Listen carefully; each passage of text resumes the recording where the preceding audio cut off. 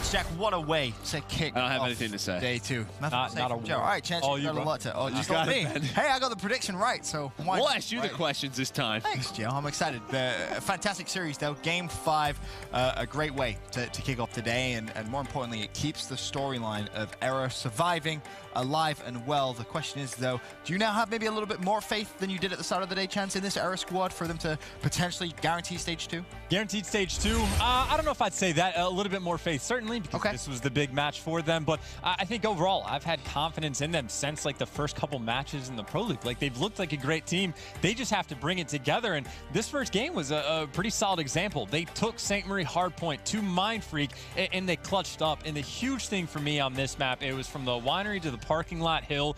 There's a setup Mindfreak had where they had full control. They had the entirety of the map, but they had two players kind of focused on the left side street, and the pressure came up mid-map from eRa, and they just won all the gunfights. So if you win the rotation from second hill to third hill, those win you the game. That's what Red Reserve is great at. That's what eRa executed on this map. They played it fantastically, I think I'd say, overall, and they had some nice games, like individual performances as well. Ricky was playing like a beast. Decimate was playing like a beast. Like, they, a very good map one for them. Yeah, I think the biggest thing here is typically when a team wins winery and parking lot, they're winning the game, right? Like, if you go back and look at those games, that was an absurd amount of points that Mindfreak got on that first restaurant hill. But as we said it, I mean, when you're able to sort of string 3 hills together, they won 2, 3, and 4. So that was a great job by eRa Eternity.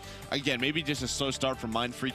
You had to feel that energy. You weren't feeling it much from the Mindfreak side. Fighter had a solid game, but for the most part, everybody else was quiet. And again, that was Mindfreak's map. I was very nervous for eRa Eternity. Didn't expect them to win both hardpoints, but Search and Destroy, this got wild. This got very scary towards the end, that's for sure.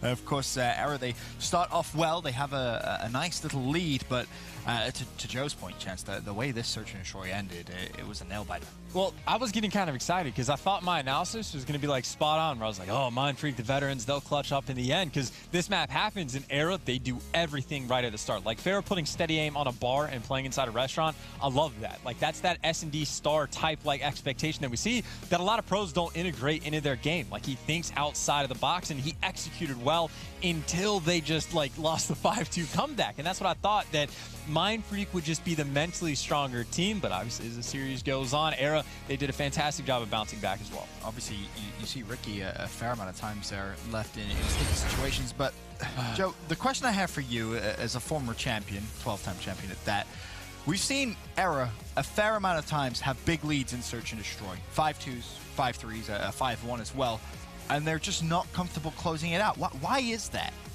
I think it's just great adjustments from Mindfreak overall, but this is the round I want to focus on, round 11. Ricky does everything correct until the last point. You see there's 20 seconds, there's 20 seconds left. He knows that player, could be by that bomb site. He gets into this position. Once you're in this position, you might as well stay here. You're playing the risk now. As soon as he takes this step out, he's making the chances greater for Dens if he decides not to plant that bomb. What Ricky is doing is saying, oh, there's 7 seconds left. I'm going to try to catch him planting, because he's not going to commit to that plant until the last 8. At that point, you take that 50-50, make him plant that bomb. A huge risk by Dens, by the way, to really search for that kill, but he goes for it, and it ends up paying off. All Ricky has to do there is stay at the bottom of the house. They win that map.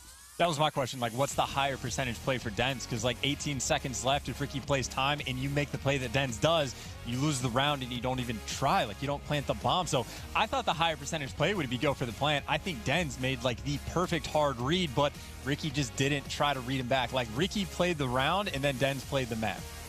Dens should have planted probably as soon as his teammate goes down, right? Because what's Ricky thinking? That guy's going to challenge me. He runs away just as he does. So I think if you're in Dens' position, while you did win the round, I feel like the best percentage play would have been as soon as he goes down, plant the bomb right away. Ricky's just going to try to really play time, which did end up happening. But, man, that was a crazy round 11, a crazy comeback by Mindfreak. Yeah, wonderful, wonderful comeback from them. Then, of course, we head over to Game 3, CTF on Arden Forest, and this is where I started seeing my prediction go a little bit out the window here, Chance. Obviously, we were watching this one together, and Mindfreak, again, they did step up despite eRa taking the early lead. Yeah, I mean, they look solid. They just look like the better team on CTF as a whole, and again, that's kind of what my expectation was. I think the single most important thing for eRa to work on and trying to fix is just their communication. I think when we listen to their comms compared to teams like OptiGaming, the best teams in the game, It's just they're not there. They're not on the same level.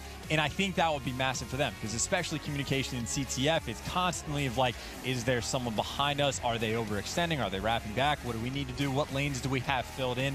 And I still think there's situations where if eRa would just improve their communication, their teamwork would follow suit. And I don't know. Again, I like this team. I still think they have just leaps and bounds they can improve for relatively simple stuff. Obviously, Joe, you go back to the first Pro League challenge we casted with eRa on it. Of course, streak usage. That was something which was always mentioned with this squad. And again, we kind of saw it a little bit there with the CTF. The fighter pilot obviously called in and to no avail. Yeah, I mean, it's a tough situation, right? Especially when all those players switch over to Mountain. I mean, Mindfreak do a good job adjusting, recognizing that player does have those streaks. But really what that map came down to was a bunch of, you know, clutch key gunfights in the base of not only eRa Eternities, but Mindfreak as well.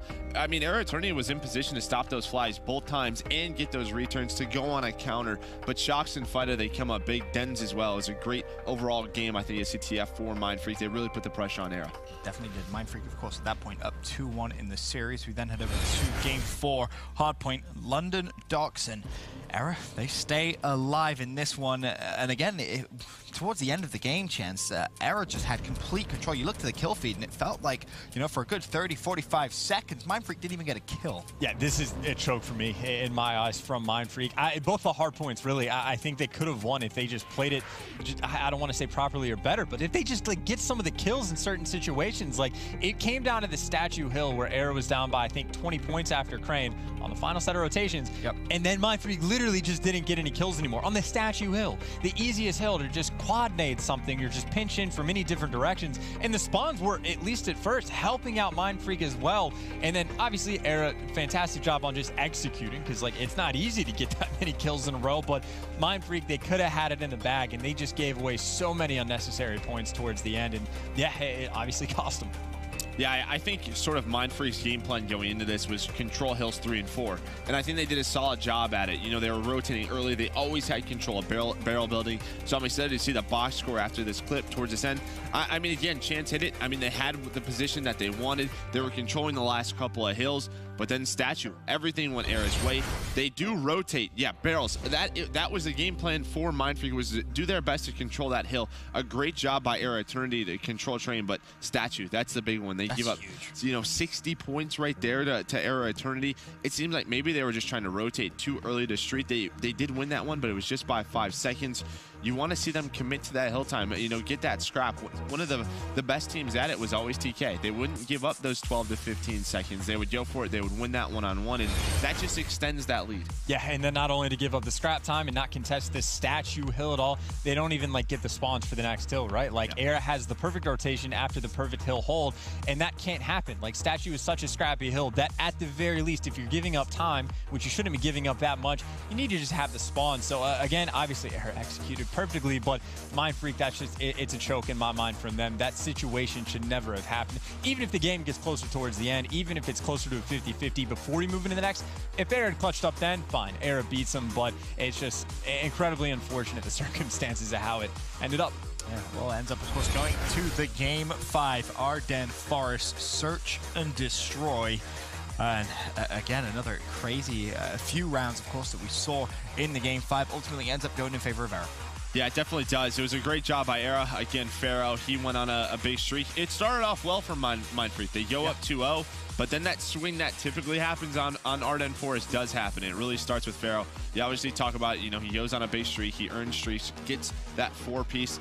But to me, there was still a bunch of easy rounds that Mindfreak should have put away. There was a couple of situations where they just overpeak. They give up easy kills on for eRa Eternity. Like, they have a 3v2 situation. Players are watching over one another. They challenge, they end up losing that round. So I just think there's still a lot of mistakes on this map for Mindfreak. Yeah, the most important one is just not keeping track of your opponents, their score. Like, someone has to be able to pull that off. Like, all the top teams, we see it time and time again. Majority, especially in Search and Destroy, make the adjustment to just throw on Mountain. Like, if they just have Mountain and they pull off that round win, like, then there's so much more hope in this series. But they go from a nice, easy start to getting blown out of the water. A ridiculous performance. I think that's kind of what we expected from eRa on Search and Destroy. Maybe not to that degree, but at least to kind of edge out Mindfreak. 6 rounds in a row there for eRa to close out the Game 5. Emphatic stuff from them, and congratulations on the 3-2 win. Again,